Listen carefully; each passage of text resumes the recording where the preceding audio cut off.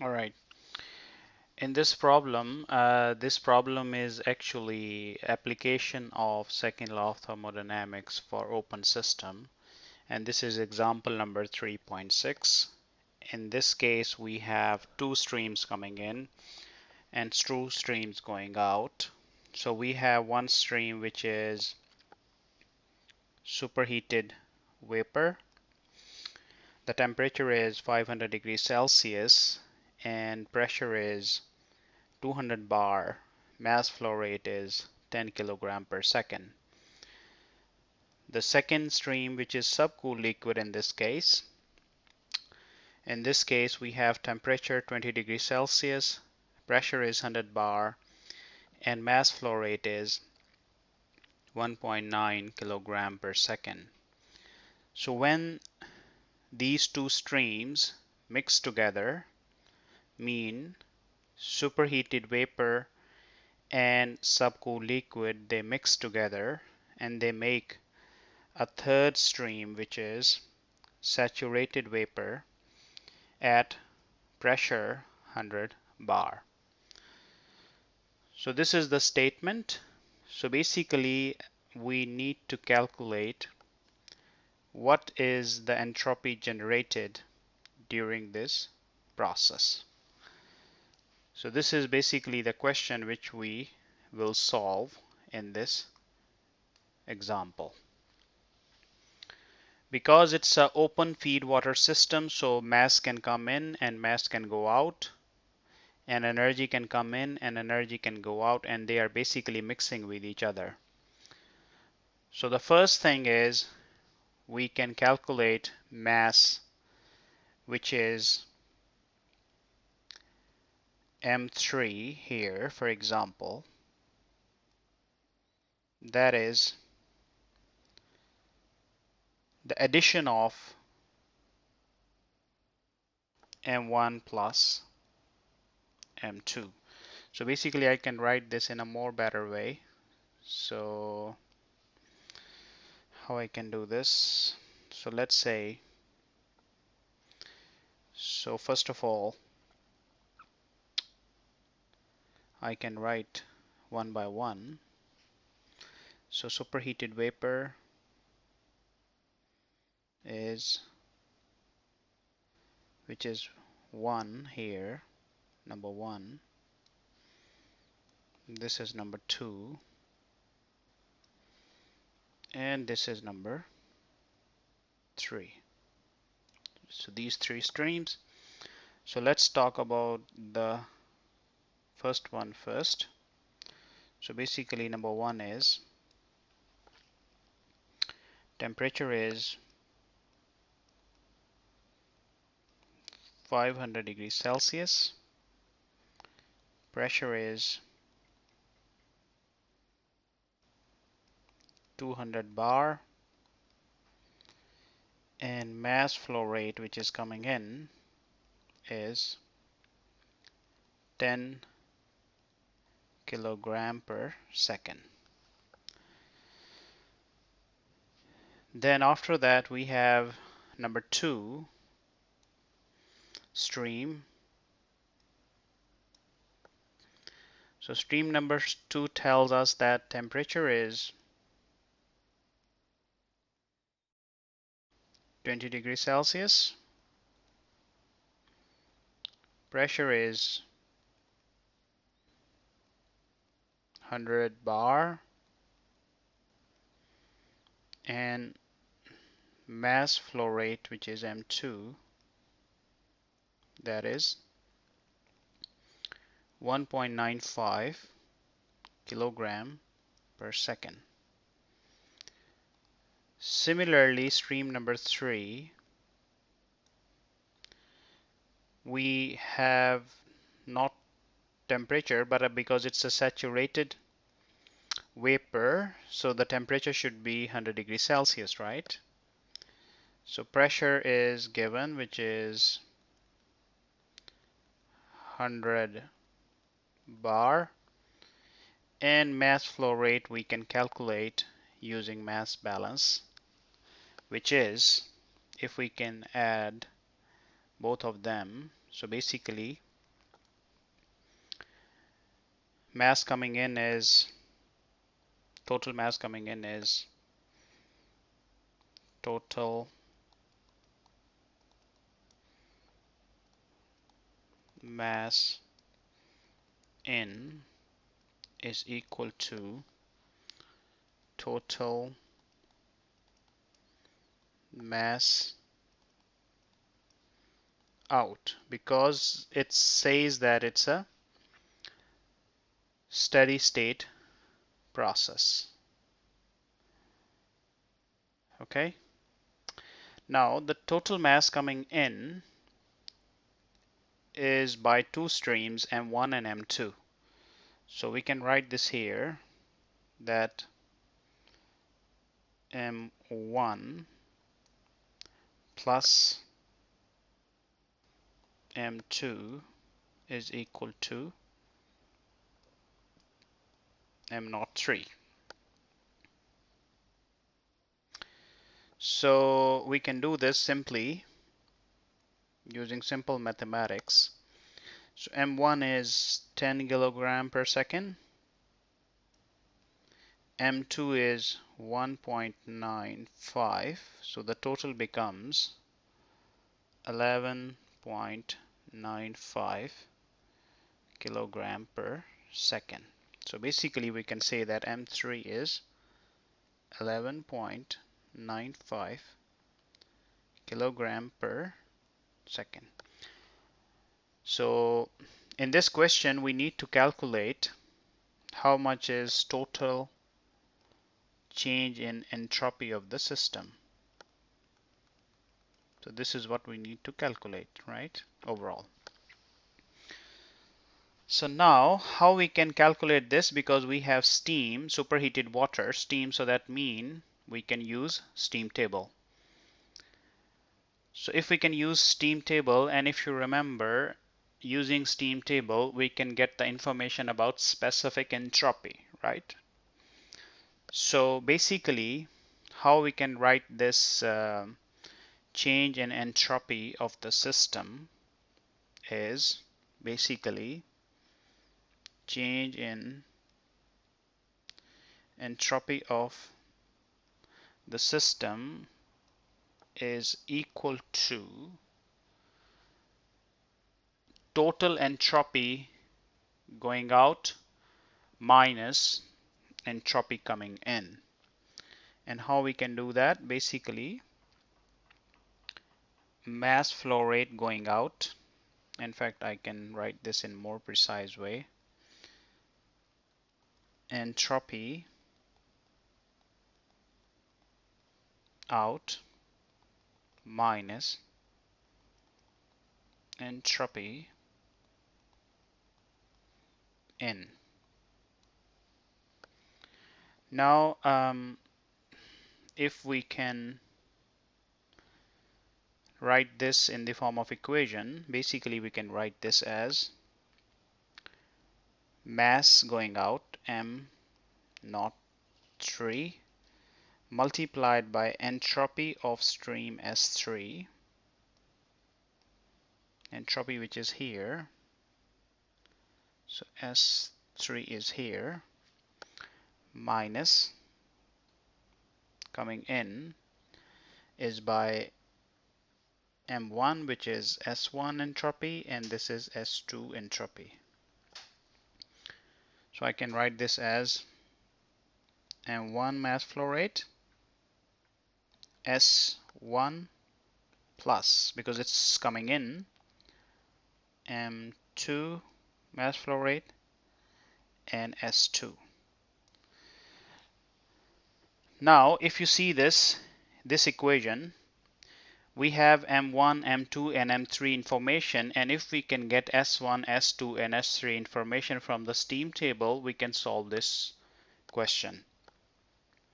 So now to check steam table, we need temperature and pressure information, which is given. So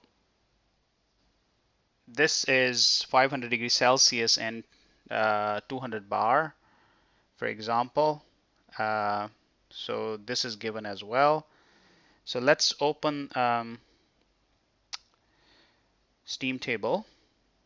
And before that, we can do some conversions. So basically, bar 2 megapascal, we need this. So we have 200 bar, which is 20 megapascal. So if 20 megapascal, that means, so this is equal to 20 megapascal. And 100 bar becomes automatically 10 megapascal. And 100 bar, again, it's 10 megapascal. Now S1, like entropy at this condition, which is S1, we can see steam table. So we have 500 degrees Celsius and 20 megapascals. So we can open steam table. This is our steam table. So I can go to B4. I need 20 megapascal. So this is 20 megapascal. This is 20 megapascal. And this is 500 degrees Celsius. And the last column is entropy, kilojoule per kilogram Kelvin. So this is the value which I'm looking for, 6.140. So S1 is 6.140 kilojoule over kilogram Kelvin, right? So this is what we have got for S1. Similarly, S2, at these conditions, we have 10 megapascal and 20 degrees Celsius because it's a subcooled liquid. So we can not use B1 or B2 or B3. We need B5, which is for, this is B5 for subcooled liquid, if you can see this. And we have 10 megapascal, which is this one. And temperature is, how much is temperature? Temperature is 20 degrees Celsius, so we can go back to B5. So this is 20 degrees Celsius, and this is our specific entropy, which is 0.2945. So this is 0.2945 kilojoule over kilogram Kelvin. And for saturated vapor, pressure is 10 megapascal. So basically, we can open, I think, B4 again because it's vapor. So 10 megapascal we have here, which is this one. So this is 10 megapascal. This is saturated line, and this is 5.6140. So this is 5. S3 here is 5.6140 kilojoule over kilogram Kelvin. So these are the three informations which we have got. Now basically we just need to put the values. So we can say that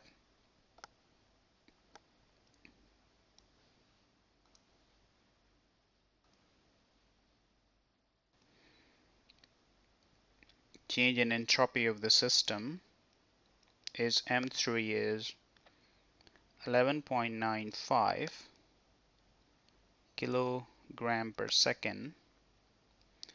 S3 is 5.6140 kilojoule over kilogram Kelvin minus M1 is 10 kilogram per second, and S1 is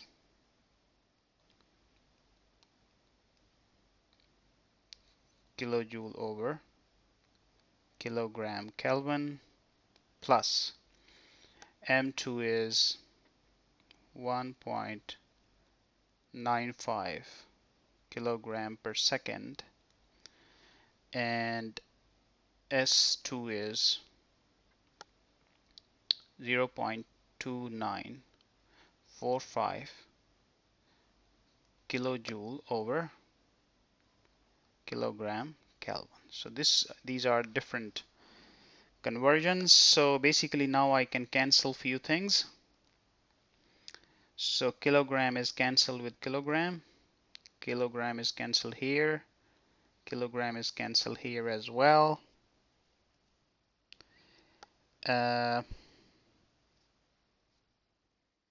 After that, we got, if we multiply this thing, we get something like, so basically the unit would be something like kilojoule over second and Kelvin, and kilojoule per second is kilowatt.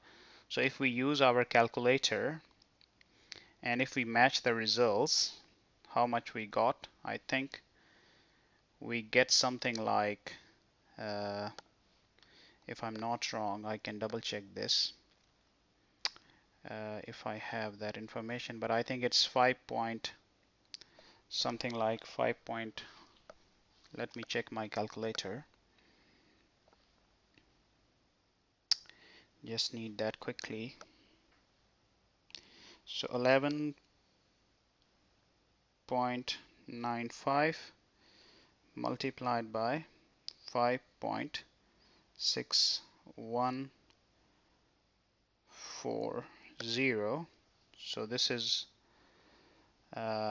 if I can rub this, so this is basically on your left hand side, this is 67.087 kilojoule over second Kelvin, minus on this side we have 10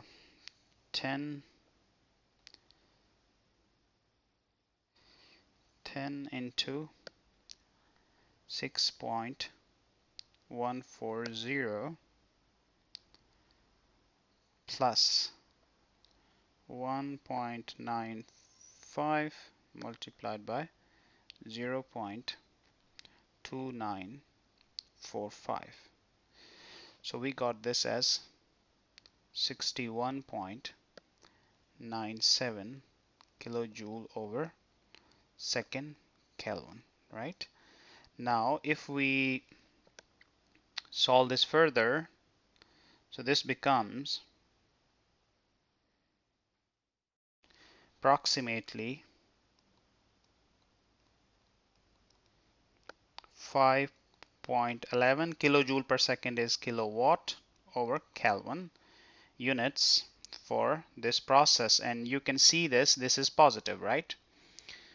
So positive entropy mean entropy is increasing as a result of the system, which makes sense because it's a spontaneous process.